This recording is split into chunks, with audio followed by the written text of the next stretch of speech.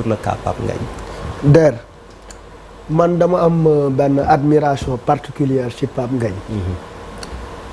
Parce que j'ai appris que autodidacte la autodidacte mooy koo xamante ne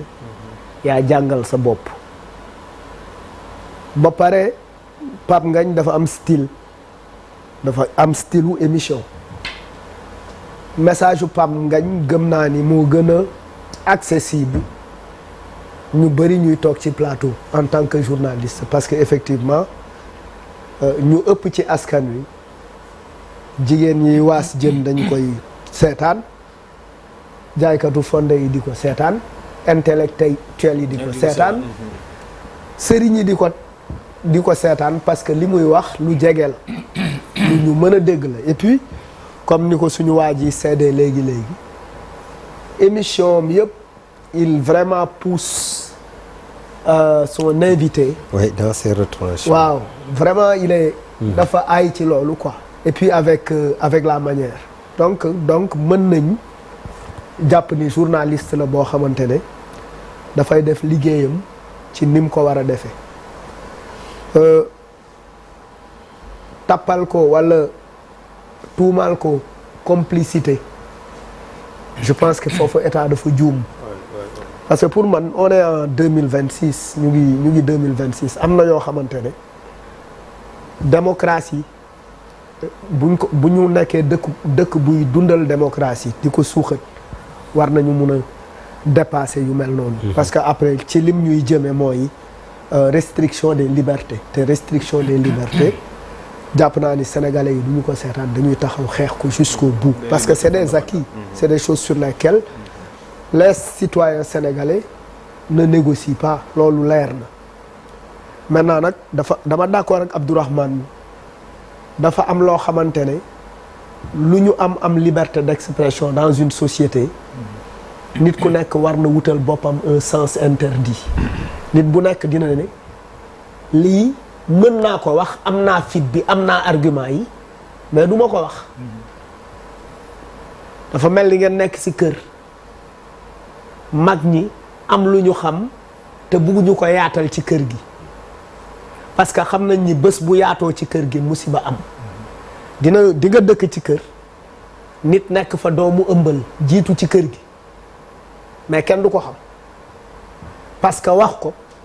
du am sens donc c'est important Sénégal aussi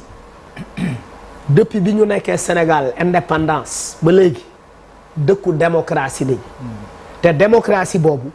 ay conquête la nit ñi xeex nañ fi ba am ay multipartisme amoon nañ ay partis clandestins amoon nañ ay élections yoo xamante ne ñëw vote yi élections yi saab nu leen neex lañ ko doon organiser on a eu le parti socialiste 40 ans au pouvoir on a eu les libéraux mën nañ bu ñu boolee Macky Sall ak Abdoulaye Wade on les a eu 24 ans au pouvoir maintenant nag ñu ngi ci changement de paradigme changement de cycle avec une nouvelle génération di gisee politique neneen di ko xalaatee neneen mais ak nu ñu mënti xalaatee politique ak lu mutation mën a am parce que mutation fépp lay laala mutation dafay laal les acteurs économiques dañuy soppeeku les nouveaux entrepreneurs dañuy am de nouveaux hommes politiques dañuy am un nouveau discours politique aussi parce que dafa am ay xalale yu bees nit ñi ubbeeku bu njëkk nit ñi daawuñ déglu rajo parce que benn rajo moo amoon benn journal am Le Soleil ñu dem ci kanam Sud Quotidien am Walf am et cetera presse indépendante bi am kaddu bi di gën a yaatu nit ñi di gën a am opinion tey ñu toll foo xamante ne nit ñi soxlaatuñu nga invité leen télé seen kër la ñuy toog niñ naan automédication baaxul mais am na ñoo xamante ne il s'auto-informe dañuy ñëw ubbi internet TikTok dem na ba finalement journée bi bu ñu amul connexion day mel na toogkatu bon bu amul joint la journée donc en fait yooyu il faut que nit ñi comprendre ni aussi dañu nekk ci ay mutation yooyu aussi du bàyyi benn secteur même l'armée dafay am mutation en termes de compréhension et en termes de nan lan la ñu gëm.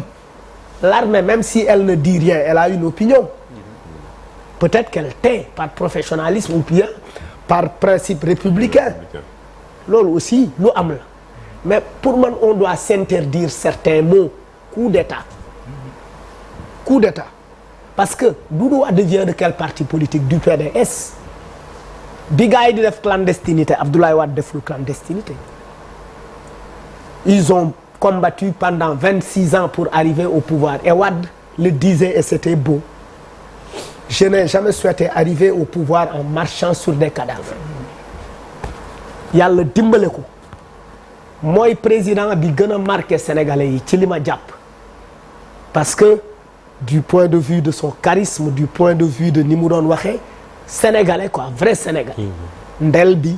sabandoor bu bleu bi, kàllaama bi, xalaat bi. ak aussi gis-gis bu yaatu bi tëli caas yi Ablaye Wade ko fi dindi moo ko fi dindi avec Ablaye Wade on a eu des deux voix on a commencé à rêver et avec Ablaye Wade on a commencé à parler d'argent dans ce pays-là et c'est important di rêver donc am na yoo xamante ne on doit se l'interdire. Pourquoi waruñu ko sax encourager. Je ne dis pas c'est ce que gëmuma ni Doudou Wade li nga wax loolu laa gëmuma ni c'est quelqu'un de violent. Mais léeg-léeg waxtaan am ay glissade yoo xamante ne boo arriéré tu le regrettes même si tu ne dis rien à personne parce que il n'aurait jamais souhaité laisser ñaanul yàlla bàyyee Sénégal dans une Sénégal dirigé par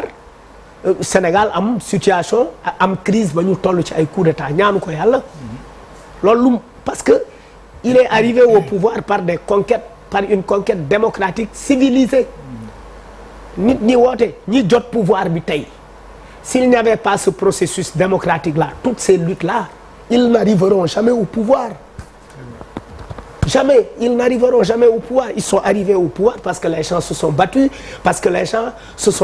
sont battus pour mettre en place des procédures électorales correctes yi nga xamante ne kenn du mën a sàcc dara. Maintenant nag am na luñ dul encourager lu tax parce que bu ñu dëkkalee ci noppu waa réew mi il ne faut pas qu'on habitue il ne faut pas que il faut pas banaliser ces choses-là baaxul ça fragilise la démocratie bu ko nit ñi commencé intégrer policiers yi fu ñu dëkk du ci kër yi la ñuy ñibbi lekk ndambe comme ñëpp lekk sombi tox Malboro comme ñëpp militaires yi fu ñuy ñibbi du ci koñ yi à part seen fonction c'est des êtres qui vivent c'est des êtres qui ont une vie sociale etc. Donc il faut qu'on évite lu ñu am suñu xalaat politique lu ñu am suñu gëm-gëm il faut aussi qu'on s'interdise am na loo xamante ne lu mu doon suñu gëm-gëm au nom de la cohésion sociale au nom de la paix on doit se l'interdire quel que soit notre statut de nekk nit kuy bañ on doit toujours avoir le sens de la mesure moo tax Youssou Ndour dafa way juum kilifa dina juum mag dina juum sëriñ day juum président day juum député day juum etc. Et c'est pour ça que ces émissions sont importantes parce que rappel c'est des moments de rappel à ceux qui nous dirigent parce que ceux qui nous dirigent li ñu yanu moo bëri te souvent ñi leen di jege duñ leen wax réellement ce qui se passe parce que buur neexut a wax dëgg donc il n'y a que des gens libres sur des plateaux des intellectuels libres qui peuvent dire ce qu'ils pensent Sénégal dëkk bu am solo la donc am na yoo xamante ne pour man war nañ ci gën a góorgóorlu pour gën a mën a ñoŋal suñu démocratie ñaan yàlla ñun chance bi ñu am ba hérité démocratie génération future yi ñëw ñoom itam hérité démocratie Sénégal continuer di nekk réew moo xamante ne réewu naataangeel. Merci Malal alors Mame Alhaji Malick pour être cohérent imam dañuy des donc